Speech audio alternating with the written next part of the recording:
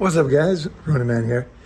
It's morning here in Bangkok, and I'm going to do a video about kind of a second half of the war on men. And this one is more of a solution and way to think about this, because it can be quite daunting. It really can. It can be quite daunting. Whenever you hear bad news, it can be difficult because you don't know, okay, now what am I supposed to do about this? Like really what options do I have, right? Like the institutions in the West, as a man, they're just against you. Whether it's the worst thing you can do if you want your freedom is to get involved with the courts. And that means it's kind of a trap because they trap you based on things you want to do. Like you want to drive, right? You want to own a house. You want to work at a corporation. You want to have children. These normal things. They basically set traps for you. So it's kind of like hopeless, because do you want to be a loser who doesn't do what he wants, doesn't live the life he wants, in order to avoid, getting screwed over? Or do you go on your own and kind of like, like live a measly existence? And I think the best example for me is like the van life people. You're living in a place where basically there's like homeless right outside your window. And you're really somewhat of a prisoner or something. To me, it's a terrible, terrible choice. I don't care if it looks good on YouTube videos. It just is not. The reality of parking somewhere and not having any protection, just not. It is not where I want to be. And I think a lot of van life people don't realize, how big the world is and how many things you can do, to be fair to them. They're just kind of doing the best. They don't want to, you know what I mean? But here is for you guys. So somebody asked me, like, especially it was in the IKEA Mangina episode. They said, well, what does your house look like? So, I was going to show you, this is my morning view as I wake up.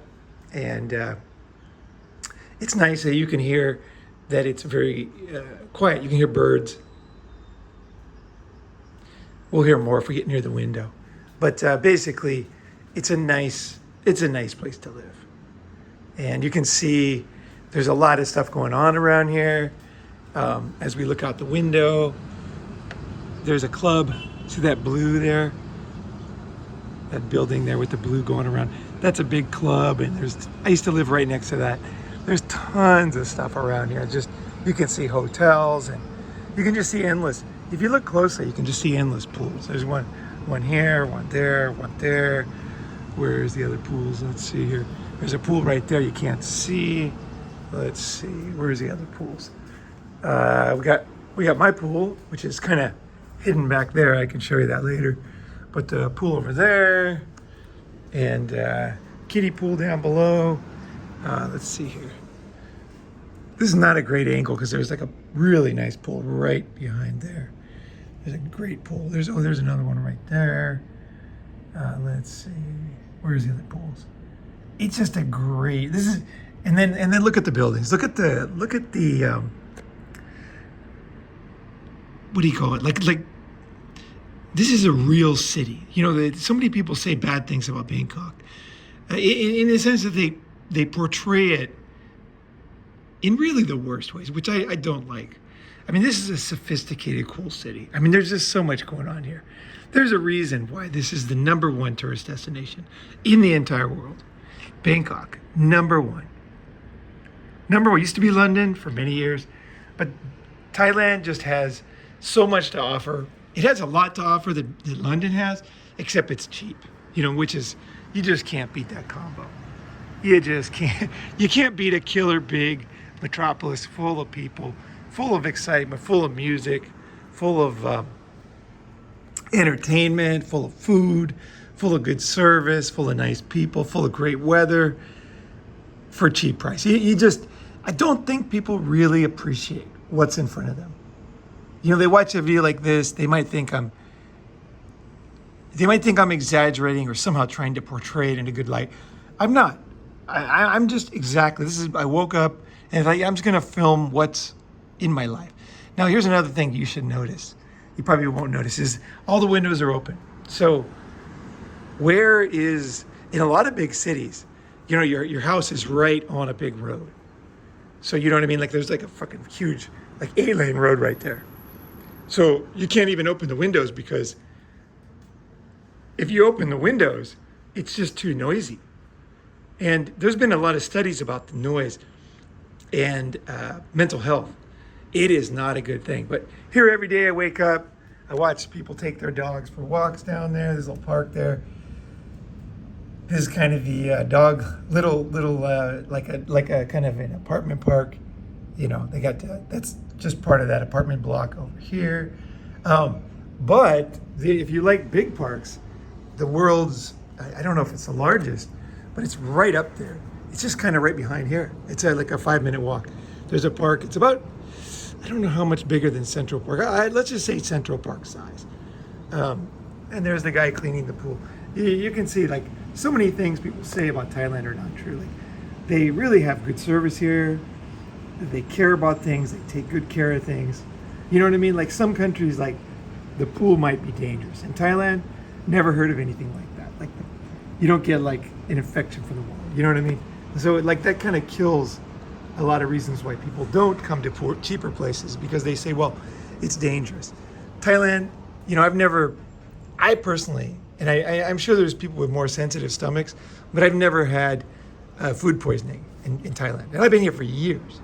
I've never had food poisoning. I had food poisoning actually in Japan once at the Subway sandwich. And I had food poisoning many times in China. I had food poisoning in Philippines, but never in Thailand. And there's a reason. They really do good service here. They care. That's what people don't tell you about things. It's like, a lot of, this is all in the context of winning the war on men. Part of winning the war on men, the war on you, is understanding what options you have. And knowing that there's places you can go, because like Sun Tzu said, the best way to fight a battle basically is don't fight, right? And that is true. That is very, very true. If you cannot get in a street fight, you're better off, right? Even if you win the fight, you're gonna take punches, you're gonna lose a tooth. Stuff's gonna happen. Best thing to do is to find a way not to have a fight, right? So when you see the West, right? You see the war on you. You think, I need to change the laws. I need to do this. I need to get, I need to watch the right news channel. I need to get the right people behind me. I need to run for office. I need to vote for this guy. There's this huge, in the West, it's this constant, and you see this with men today, is they're losing. Men are losing and they know it. So they're trying so hard to win, but really the corporations are against them. And the corporations, control the media. Well, what am I saying? Control. They own the media. When you own the media, when you own a web, just like if you own a website, you can decide what you're going to put on there. And you will decide. You will make your own decisions. Well, that's what the corporations do. It's not a big conspiracy. People own media. And, one thing people don't realize about media is it's really hopeless because it's more complicated than you think. Like the changing media, it's just like, it's so unlikely, it's amazing. Because like Tucker Carlson just got fired. I just heard about it. I just woke up and heard about it. And I'm not going to make any kind of comment on about Tucker Carlson. I don't watch his show. I've watched his show because some of my friends do, and I'm sometimes traveling someone's house. It'll be on, I thought he was kind of an interesting. I thought he was a good. He's a good host. He knows how to handle situations. He thinks on his feet and all that, right? But he just got fired, and it sounds like, and I can't verify this because it's kind of early news, but the what I'm hearing is that there is a lawsuit from a woman, and so he's gonna. It's some kind of sexism, some kind of I don't know. I heard it's the whole gambit. Is what I heard was, some kind of thing that she didn't like that he said about women or whatever, and something he said about some some minority group. So essentially, I'm not going to attack either Tucker or them. What I want to say is, from my perspective, is you just don't want to be. It's so easy to file a lawsuit today. It's so easy in the West. You can have somebody just ruin your life with lawsuits. It's so easy. You know, you can sue somebody for having purple pants. Now, you might not win, but the thing is you're going to cause that person a lot of pain. And so that's the kind of system that we're in, right? And everybody will defend it to the hilt, right? It's the best, and you need that for this. I just ignore the whole thing. I mean, there's no real legal protection here in Thailand for me, and I really have never needed it. I've been here for years. Like, life is good. And, you know, on another note is there's still, although the government tried to get rid of it, there's still a lot of street food. And they don't have, the group that approves all the food back in the States. Anyway, there's like FDA, or I don't know who it does the restaurants. But anyway, just suffice to say that there's a very heavy regime of rules on food. And all it leads to is kind of an inability to make good quality food for a good price. And what it does is, although maybe it had good intentions, in my opinion, you walk around here, there's street food that's tasty everywhere. You can have a delicious meal right over here. Let's see, where's the building? It's kind of it's right behind that building, basically to the left. I think it's behind there. And there's a place over there. You can have a delicious meal, absolutely delicious, like Indian food, Thai food, Chinese food, for easily less than $3. And I mean, and that's like getting 2 dishes, or 3 dishes, along with fresh fruit, tropical, jackfruit, watermelon, mango, guava, for $3, right? Vegetables, fruits, meat, and absolutely delicious. And we don't have, in Thailand, you don't have that kind of food agency. It's the laws in the system that they kind of conspire, to be honest. Like I think they started with good intentions, like I said, but and I don't want to mean this as any kind of hatred. I'm just saying, you as a man, you just need to know this. Like, the laws just kind of in the system, it doesn't work the way it's supposed to in the end of the day. And it allows there's a lot of things that just, in the end of the day, the law ends up being the problem. That's what happens with food here. Like here there's no real government oversight of food at all. People are just doing what they want. And everybody knows, read every single blog, and they'll say Thai food is fantastic. Like, food in Thailand is amazing. Now, how is that possible? There's nobody overseeing it.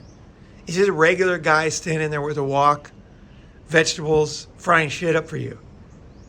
Like, I don't see why you're the only people that can jump through all the hoops to make food anymore is like the ones who have frozen, like one kitchen in a whole city, or like a McDonald's where everything has just been irradiated, fried, destroyed, where there's no bacteria, but there's no more life in it. You can't just have a bunch of vegetables in the back because they might be, whatever temperature they need to be in. Here in Thailand, it's just so simple. It's it's dead ass simple. You'll watch the street vendors. Okay, now they have no refrigeration, and you would say, well, how the hell do they do that? They have meat, they have vegetables, they're making food. How can they do that? Well, it's very simple. They kind of do it the way the humans do things. So what they do is they have a wok and it's empty, okay, in the morning. Then the vegetable guy comes by, they buy some vegetables, they put them on their little shelf so they're covered, not in the sun.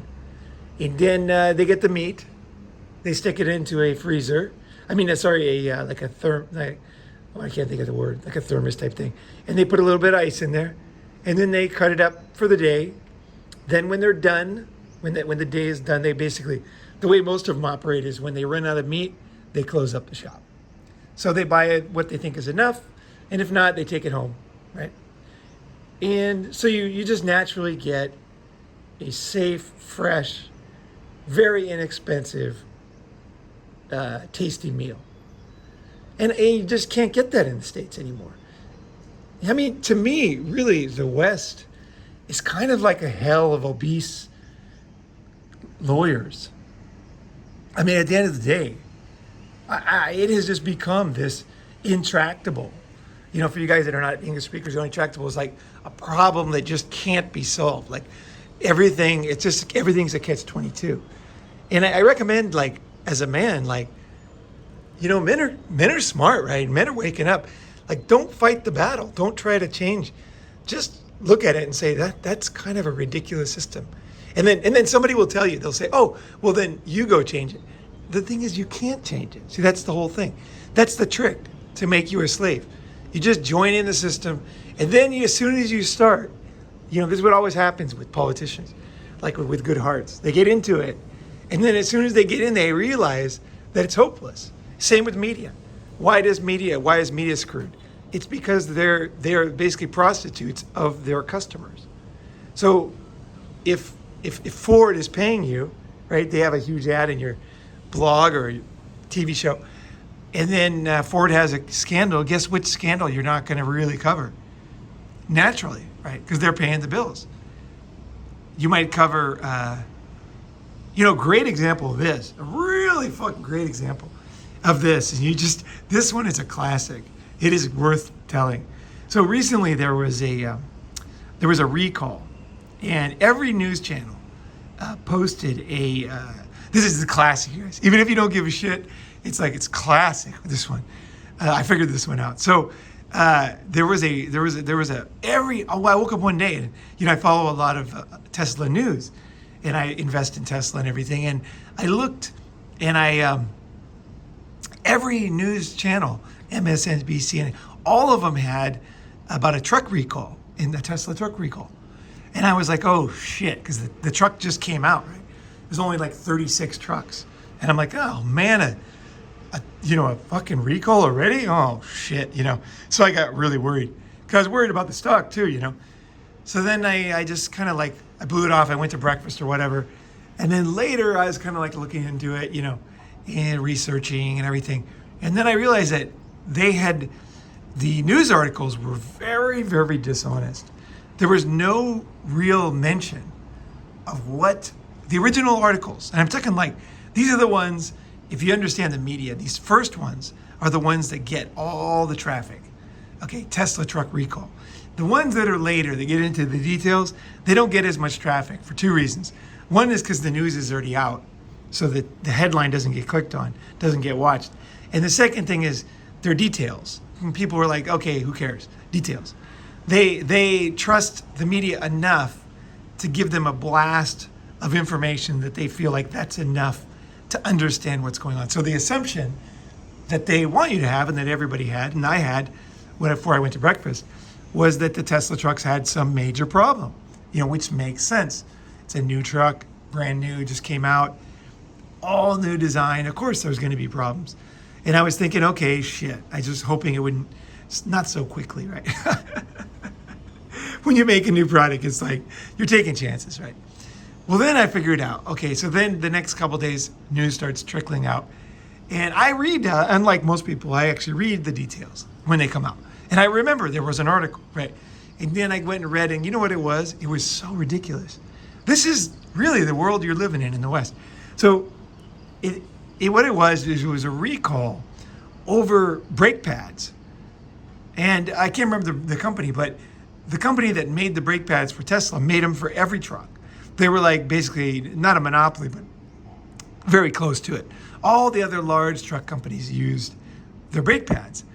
Now, and I was like, oh, what does that mean? Well, then why would Tesla? Maybe they improperly, installed them or something, right? Or they had some design flaw or something. And then I read, and they're like, wait a second. The other truck companies had like 200,000 trucks recalled based on the same brake pads, or 110,000 Tesla had 36. So it wasn't, not only was it not Tesla's fault, right? It was a brake company that everybody uses. So every truck company had a recall. But you can't even blame it on the truck companies, because at that point, it's really just a brake company recall, really. Kind of like that airbag recall. You can't really blame it on Honda or whatever. It's like Toyota is like, it was a rogue airbag company, right? And everybody knows as a car company, like, that can happen because you're buying parts from suppliers, and sometimes they have problems. But the news, now here's the thing, here's why the news is just totally not honest in the States. It's not some big conspiracy. It's just very simple. Tesla doesn't pay for advertising. They've never advertised. So now other of Elon Musk's company do advertise, like Starlink advertises. They advertise a lot in areas they want to expand to, but Tesla doesn't advertise, never. So that saves about $760 per car, because most car companies spend that kind of money. So you get that much off your car because there's no advertising. So they do it because there's a lot of demand, right? If there ever isn't demand, they'll start advertising, right? But Elon Musk, Tesla doesn't advertise. So the media companies, everybody else advertises. So they made it look like Tesla's new truck. Basically, it was a hit piece on Tesla, trying to basically take down Tesla trucks before they even got to market. I mean, it's just, that's the way it works. That is your life right now if you live in the West. And if you live in the West and you work for a corporation, I think that's great. I mean, I think it's good to do stuff, but take your skills, don't do it forever. It's a good thing. It is a good thing to go to a corporation, learn how things work, get trained. You know what I mean? You can learn a lot from working in a corporation for a few years, but if you want freedom, you have to know that what I said was true. The war on men is very real. And you are a sitting duck for any lawsuit and just to be ruined at your most vulnerable, which is like, a guy like Tucker, he looks like he's in his 50s, right? That's a terrible time to lose your job, especially to be fired summarily, just, out of nowhere. And at the same time, like, he fucking, that guy did a pretty good job for that company, right? Doesn't matter. Woman files a lawsuit, done. He's fucking out. Now, I'm not saying that he's not gonna, maybe he turns out to be Jeffrey Dahmer, I don't know. But again, I really mean that. I'm not defending anybody. What I'm saying is, as a man, you need to know, with the frivolity of lawsuits and the amount of hatred and the war going on against you, you're just not safe in a corporation. You're basically unwanted. Especially, oh God, if you're not a minority, then just, you know what I mean? Like, forget about it. So what can you do, right? What can you do? So here I am, I'm in Thailand. I mean, the weather's great. I don't know if you can, let's see if we can see here. Let's see here, without showing my face. So here's what I look like every day. Bathing suit, no shoes. These are what I wear every day. These sandals, these are awesome, by the way. These are great. Keen sandals. They got this nice leather. I like the leather ones. These are great. It's only, you know what I mean? It's so hard to find. These days, there's so many scams out there. Soles that are tough. This whole sole is tough. You know what I noticed back in the States is they'll have a tough sole, and then they'll have some kind of weak material in the middle, so that it cracks and breaks. I love these ones. They're heavy, but these are great. These are super popular in Thailand. Usually they don't have the leather ones. I got the fancy ones. They're not cheap, but fuck, they're great. But that's what I wear every day. No need to wear socks. I wake up in the morning, I'm dressed like this all the time. In the mornings, I just lay around, sleep naked, wake up, put on a bathing suit. I can either go down to the pool. I'll show you around the rest of the place here. So here's the kitchen. So it's the living room kitchen thing here. And again, it's got a very nice view. Great view. Killer view. Let's see, a little table there. My friend's trying to sell this place, so he's got me living here until he sells it. And I'm paying for this place. I'm paying about $300 a month rent, and I love it. I love it.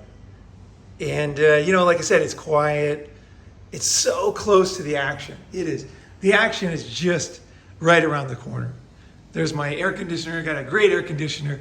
It's like brand new. It works great. There's a TV. I never turned it on. I don't even know how to turn it on, to be honest. TVs have gotten so complicated. I stopped watching TV so long ago that I really have become. I can't really like those remotes and stuff. When I go home, if I stay at someone's house, I got to have them turn the TV on for me and move it around. Because I switched to computers back in like 2000. I got rid of my watch, got rid of my TV, and I've just been on the internet since then. I feel since I got back, I'm not saying, I think you really need to hear what I'm saying and not saying. Like, I'm not saying that it's perfect here. You know what I mean? I'm not saying that there's some kind of utopia out there. I'm just saying, like, is this better than where you live? If you can save, I live on less than $1,000 a month. Okay. Now, I know a lot of people will say, if you go on, Bangkok forums, they're going to say that you can't. And I agree. They can't.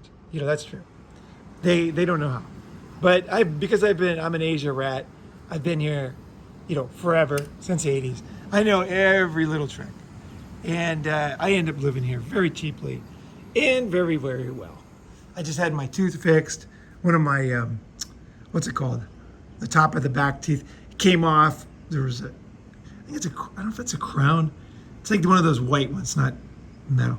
Anyway, it came off, so I went to the dentist and got that fixed, and they did a great job. Great dentist here. And good doctors, very, very reasonable good doctors in Thailand. So you got good food, you got friendly people, you got good views, you got cheap prices, you got, like I said, good medical care, very inexpensive, great medical care, world class. People come here. And really, do people fly all over the world to your city to get medical care? Probably not. They do here. The building I used to live in was basically for medical tourists from the Middle East. And you would see a lot of people coming in, families with kids with serious problems. And they would get medical care here because not only is it very, very cheap here, it's also very, very good. And the doctors are great. When I remember I had that back problem, that old video, I had a great, what is he called? I can't think of the back doctor's name. Anyway, he was fantastic. And, I paid cash. This time I got health insurance because I had to get health insurance for my visa. But, it's good, man. It is so good. And people will try to tell you, whenever you say you're going to go somewhere, they're going to try to paint you as a criminal. They're going to say, oh, in that country they do this. Or in that country, you're only going there because to do this. You kind of have to ignore that stuff.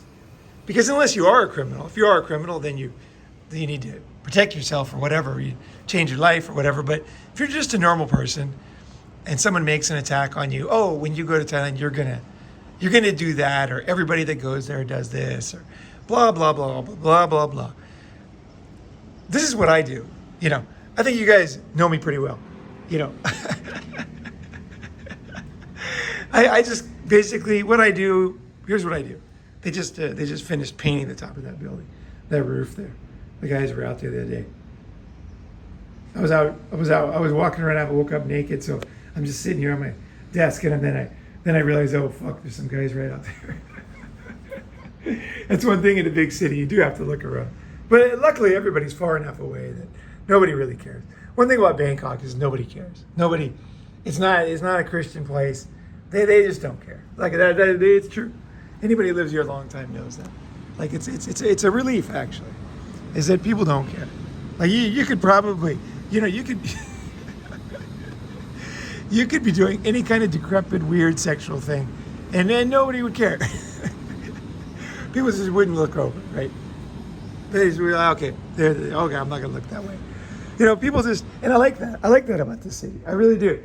There's something freeing about that. I just like to be in a free place where people are just doing whatever they want. And I'm the same way. Like, whatever people do, I could care less. I told people, whatever turns you on, that's fine. That's keep yourself healthy, keep the juices moving, do whatever you want. For myself, I'm happy just being here. I don't even, it's like I don't rent the girls, as you guys know. I don't take part in the whole industry here. And there's a reason for that. And I'll tell you the reason. I can get better quality girls for free just by talking to college girls or Japanese girls on vacation or British girls visiting. Or the other day, I met this Muslim chick. She was fucking hot. Big old titties. She was out at the pool here. And she was very friendly. Let's just leave it at that. And probably she's married. I don't know. She's fucking hot. And the thing is like, I don't need permanence. Like, I'm happy, I think everyone's always looking for the permanent solution, Like, I'm happy here, meet nice people. And then if I something goes on, I have to move, I'll move somewhere else, maybe over there or over there, whatever, doesn't matter, it's easy here, it's easy to move around. So that makes it easier for me. It's not like the States where, you have to do like a background check and credit check, and they do all kinds of stuff. And it's because it's basically because the society is sick. The society is sick back home. And because of that, people do sick things. They say that it's sick here, they're crazy. Back home, it is just mad. You try to rent out an apartment, you get some insane people renting it. Here, they might do something that you wouldn't do sexually, but other than that, like, the place just gonna look like this. This is a normal fucking place. They're not gonna destroy the place. I think the mental disease of the West, the like rats in a cage situation, and the pressure, and the rat race, and the lawsuits. And it's just all kind of come together, and it's made kind of the place insane. Now, I'm not saying I didn't have a great time back home. I was back home for 3 years, and I had a great time. I met a lot of cool guys, and I had a good time. Oh, here's my snack. Got my coffee here, instant coffee. Let's see what I got here. I'll show you. I got this last night, so we got some, let's see, I had a thing of cashews for dinner, some turmeric, bunch of turmeric, that's raw turmeric, it's awesome. Some kind of vegetable, not sure what it is, but it's great, leafy greens. I'm gonna have this for breakfast too, so. I have a refrigerator, but I don't even plug it in because it's so hot here, and I usually just buy what I eat. So for dinner I had these nuts, 85 grams. I don't know how much, or 200 grams. I don't know how much that is. A lot of grams. It's a lot of nuts. It's a solid amount of protein. And that was my dinner, right there. So I had a huge breakfast over there, like I said, for $3. And then I didn't eat anything the rest of the day. And then I had that for dinner. And I was sitting there at the park. You can look it up online, Benja Kitty Park. And I was watching sunset and laying down with a bunch of young people, just kind of laying around there. Fox was here. We were kind of laying in that same area. And I was just kind of laying there by myself, watching the sun, watching the clouds, and eating this. This was a little more expensive because I wanted cashews. I wanted some nuts. I wanted turmeric. Let's see. This was 92 baht. This was 21 baht. And this was 21 baht, something like that. So basically, it was it's about $5. About $5. And it's left over. I still got this turmeric is great. This stuff is fantastic. So simple, so good. Yeah. So that's my life here, and I think I win the battle. See, I wake up, no stress. I'm gonna go do some yoga today, and I'm gonna go meet my friend. I'm gonna go eat some tasty food. I'm gonna walk down a street with great weather. There's no violent crime. If you can, that's the thing. It depends on where you live in Thailand, okay? It does.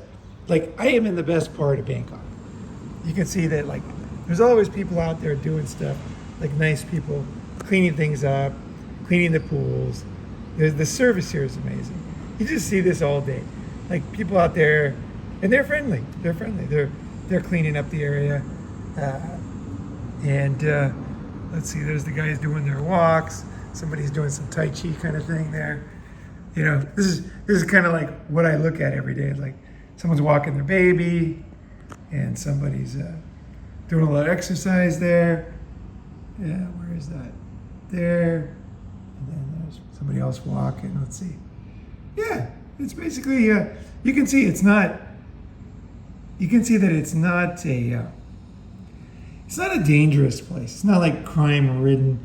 You know, because when you hear an expensive place, you think, oh, you know, what's going on here? If you're from the West, you kind of think, even though you don't know it subconsciously, you think expensive place, safety, cheap place, danger. And, you know, you have this mindset. And it's just not true here. And this area here is very inexpensive and also very safe. And also very quiet. And clean. So when you come in a place like this, right? It gives you a chance to again, corporations, you might work as a remote job, but a remote job, let's face it, like a remote job, it's just not the same as when you're in the company. You're much less likely to have a lawsuit or something. It's just a mad place back home these days, you know. And I don't know what this would cost in New York City, you know, right near the best part of town, but it would be money, for sure. Lots of space here,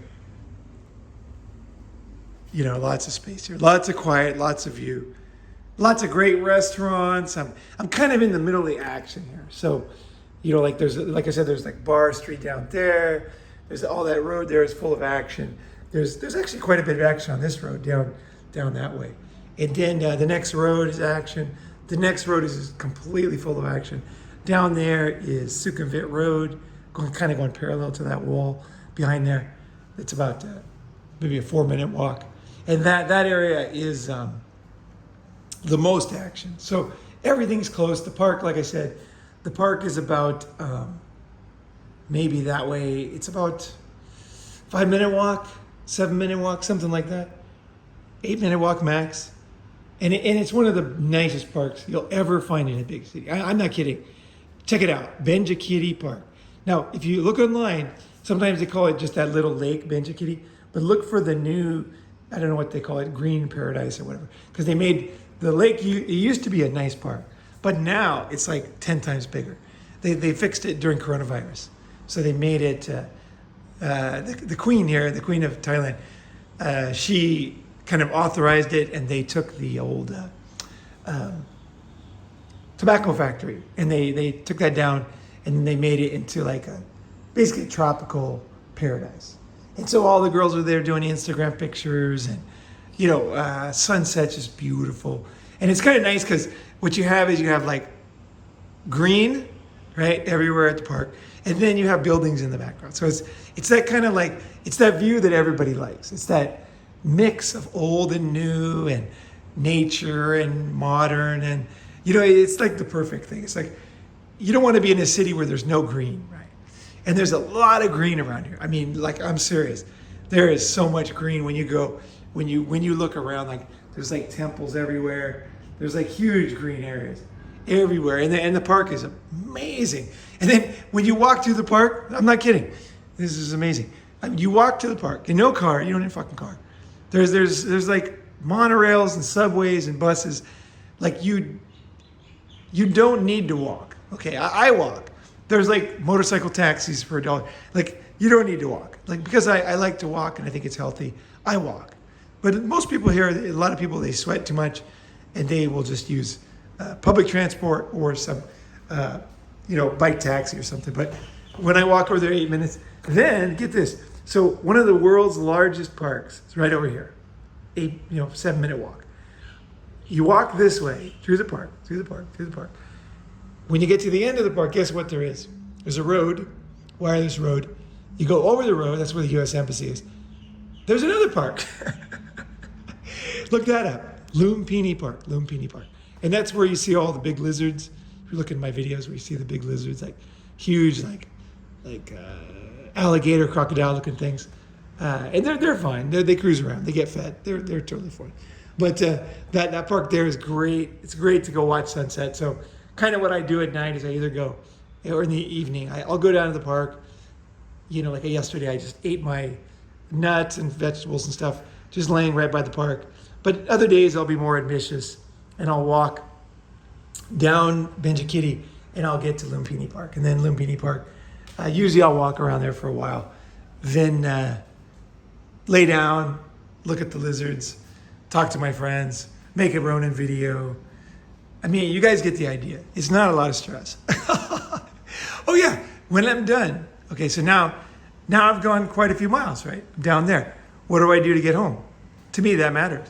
What do? Well, there's a subway. The subway is 6 minutes. Okay, 6 minutes by subway. It costs about, I think it's less than $1. Yeah, it's definitely less than $1. Anyway, it's about $1. And it takes you to right over there, that building over there.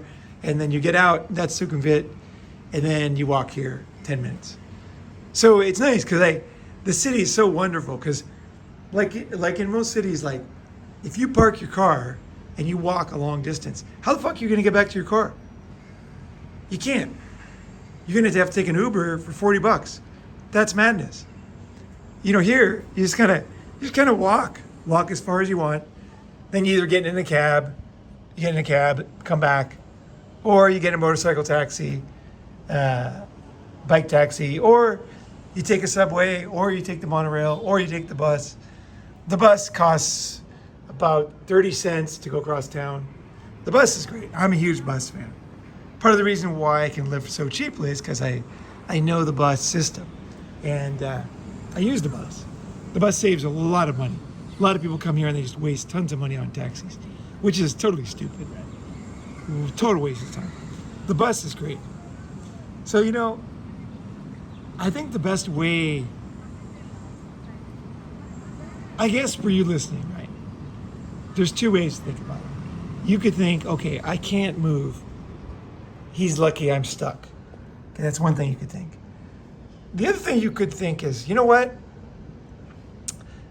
I feel stuck and I have a lot of assets or I have a lot of things tying me here. But you know what? Life changes. I don't know the future. So what I'm going to do, and this is what I recommend, is come to a summit in Bangkok.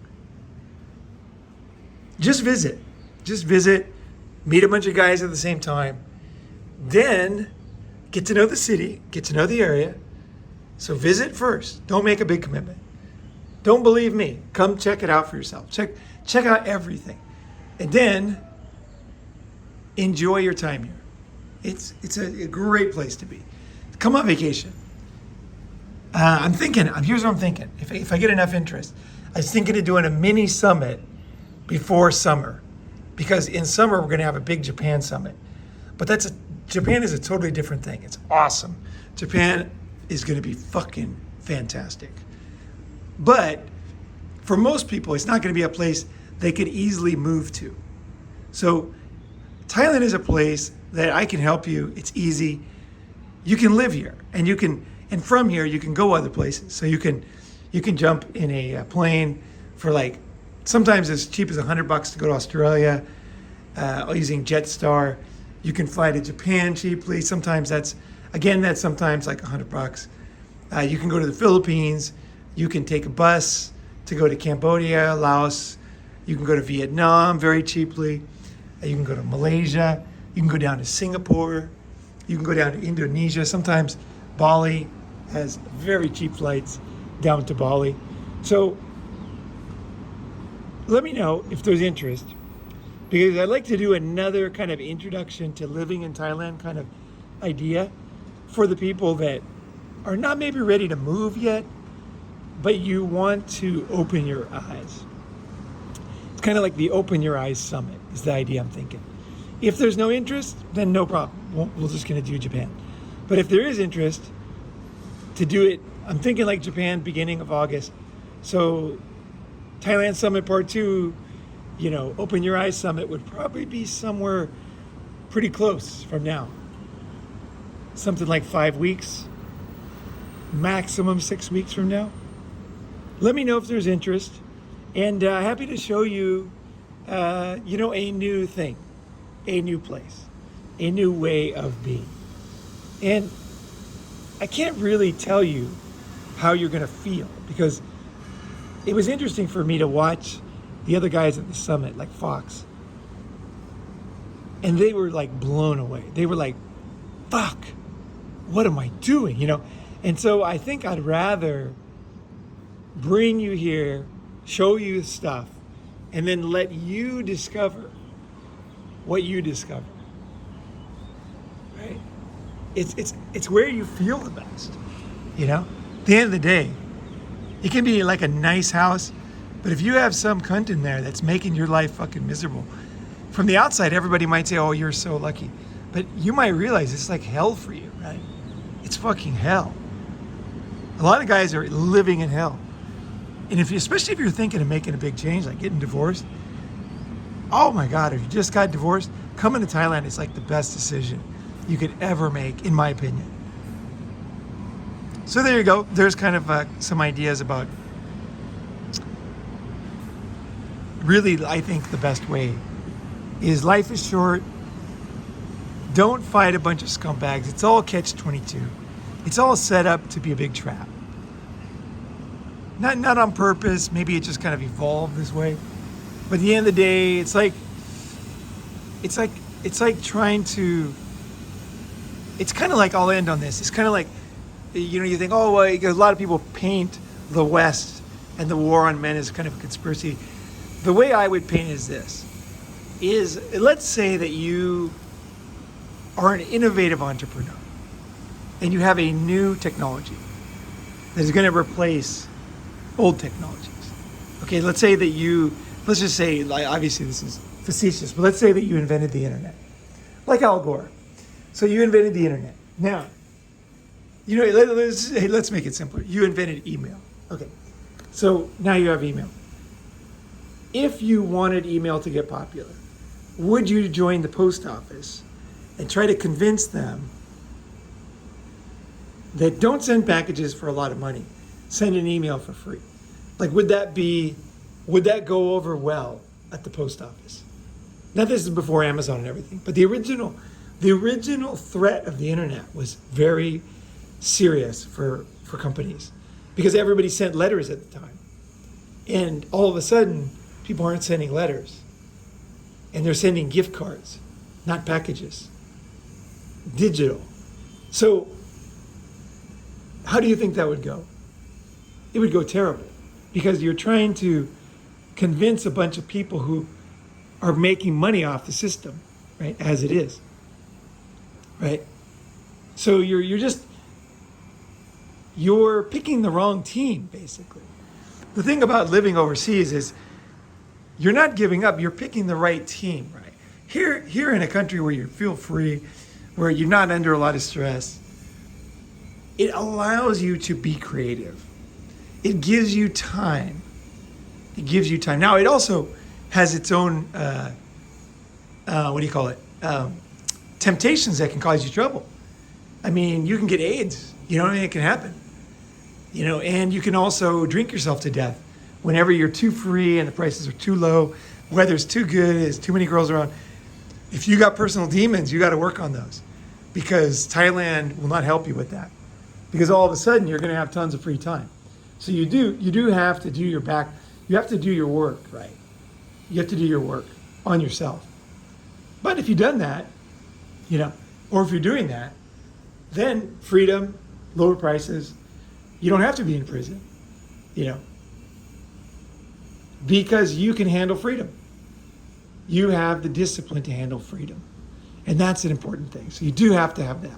So I will give you a warning. If you don't have the ability to control yourself, going to a country that's free and cheap and nice and away from everybody might not be the best thing for you. But with the right mindset, I think this place and so many other places, I want to end on this, is that Thailand is kind of a gateway drug to other countries. So it's not just, I'm not pitching Thailand. I just think Thailand is one of the best places as a base.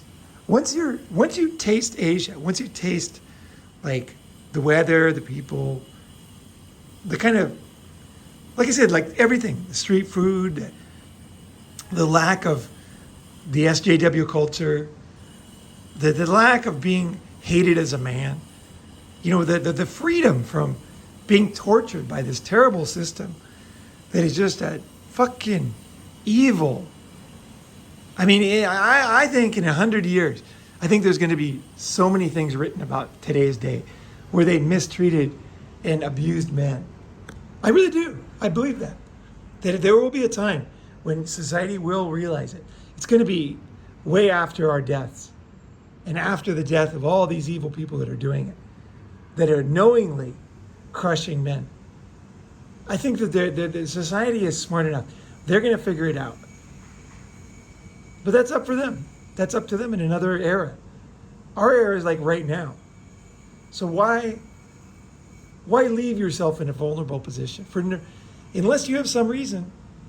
But even if you got a reason, even if you fucking got a reason, like let's say you got kids and you love your kids. Okay, you're not going to move here, fine.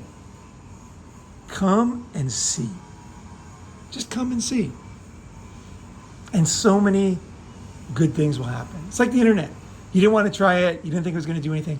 You tried it. And you're like, oh my gosh, changed my life. Use it for everything now, right? Come into Thailand. You're going to have all these ideas in your mind. See, just that example of the guy with kids. He's got kids. He's like, I can't go to Thailand because it's going to be too good. And then I'm not going to, won't be able to stay away if blah, blah, blah. He'll write a whole story. I'll write another story. Kids love Thailand. I mean, literally, I've been here forever. I've been in Asia forever, and I've watched kids from Japan, Korea, Germany, UK, America. The families come here, and the kids love it. They absolutely love it. Kids love Thailand. Now, guess what? Your kids, right? You got kids. Guess what? When you venture out, as a man does, and you see more, and you learn more, okay, and you become a more well-rounded person with more options, right? Because you're coming and trying new things, right? You're checking new stuff out. You're discovering new, better ways of doing things, and if nothing else, good options, right? Guess what happens? Guess what kind of parent do kids like the best? Do they like a parent who's just like boring, doing the same thing every day?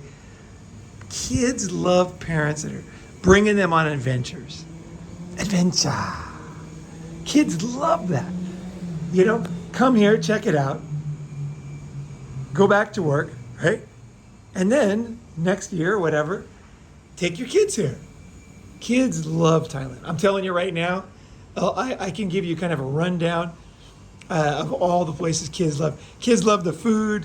They love the desserts. They love the music. They love the dancing. They love the smells. They love everything is different. You walk down the street, it's like stray dogs cruising around. There's people selling food you've never seen. There's music. There's just, look at this. The service here is just great. Cleaning up the little pool area. There's like probably 3 more over there right now. There's her, and there's probably 3 more. So kids absolutely love Thailand. I can tell you that from my own family. My nieces, they used to come here from Japan. They loved it. They loved it. All the colorful things, all the fruits, the boats, the water, the temples. Temples are beautiful. the parks, the people, the people. Kids love it. Kids love walking. They love walking around, checking shit out. Boys love it. Girls love it. Girls love Thailand. Lots of silk, lots of nice clothing, lots of like just shows, entertainment. There's just so much for kids to like.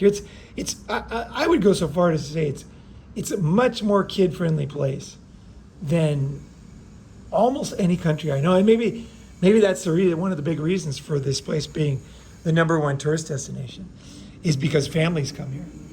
It's totally being misrepresented to you. You know, it's like some kind of depraved, decrepit, crazy place. This place is fantastic.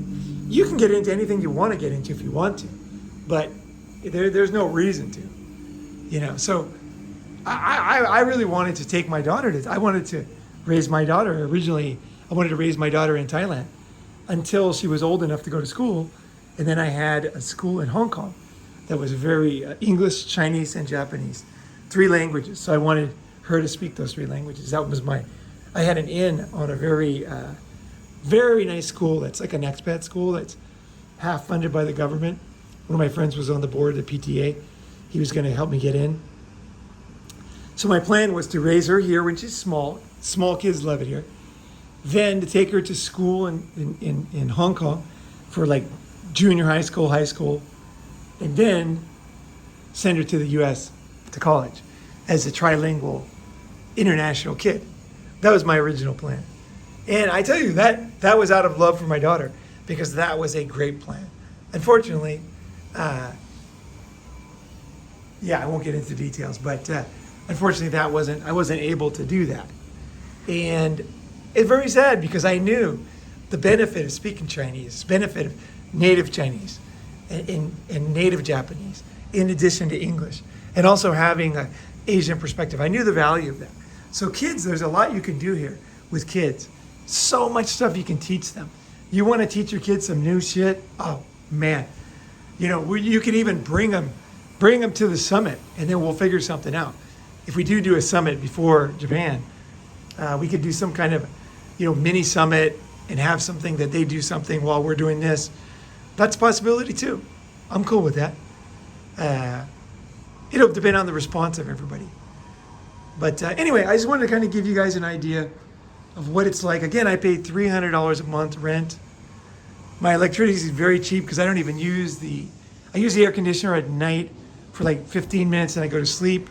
I wake up, I turn it on another 15 minutes, go back to sleep, wake up one more time usually, turn it on one more time, so I take a piss 2 times, 3 times, whatever, it depends on the night, sometimes 1 time. And then, like I said, I don't watch TV, so basically my internet, as you can see, there's no lights on. So my electricity bill is super cheap. I think it was like $2 last month. Yeah, because this building has government electricity prices, so it's very, very cheap. Now, you can spend a lot of money. My friend lives in a fancy place and doesn't have government pricing electricity, and he pays like $300 for this luxury apartment, and he has electricity blazing all the time. But I personally don't. I'd rather adjust to the weather, more be like a Thai, leave the windows open, and then when I take a shower, I'll turn on the air for a few minutes, and then I'll split for the day. So, it doesn't. So like right now, I don't even have internet. So that's why I should tell you my whole situation. So my bills, my rent is $300, and I can rent out this room too if I want. I can rent out that. I could either put myself here or put them here, and then the other one sleeps over there, right? So it could half my rent to $150, or and then my other bills, basic electricity, very inexpensive. Internet, I'm just using my phone. I pay $6 a month for my internet service, my cell provider. So you have to have a unlocked phone to do that. So I always have an unlocked phone. And then I have what's called Fin Mobile, FINN. And I think it's $6 a month, 200 baht. And then I use this to tether to my computer. And when I upload a YouTube video or Ronin Man video, then I'll usually go to my friend's house, or I'll go to a mall and I'll upload a video. So that's kind of what I'm doing now. So, and then I eat for $3, dinner for $5, 2 meals a day. I do yoga for free. I am not a member of a gym yet. I have a pool. There's a pool right there, a nice pool. There's a pool right here. Can't see it. So I got that to swim in, do yoga at my friend's house. I usually do, you can see like there's like, see all these pools, right? All of them have gyms below that. Can you see that gym? All these hotels have gyms. So if you live here, you just end up swimming in all these pools and using the gyms. It just kind of happens if you got friends like I do. So I've been here for 2 months or whatever, and I haven't even yet, I have not even signed up for a gym. And been working out all the time. I feel like I'm getting in pretty good shape, you know? I'm getting where I want to be, close, right? You know, because I'm pretty happy. I'm losing some fat there, and that's because of the good food. Yeah. And I hurt my shoulder, so I haven't been able to work out as hard as usual. But I'll be back on it soon. You know, I'm not flexing. I'm just standing here, turning around here. So yeah. So that's the other thing about Thailand for me, is that I'm able to focus on things that matter. So like my health, right? Ronin Man, you know, helping people, walking, yoga, weight training, stretching, study, things that are good for my mind, things that are good for my body. That's what I choose to do. Because you can do anything when you get a cheap place, you know, good price, no job. You can spend your time how you like. I like to spend it improving myself. So it allows me to have the time to do that, where I can focus and I can focus on things I don't have time for back home, right? Anyway, there's some thoughts. There's my lifestyle. And I think it's the best solution for the madness back home.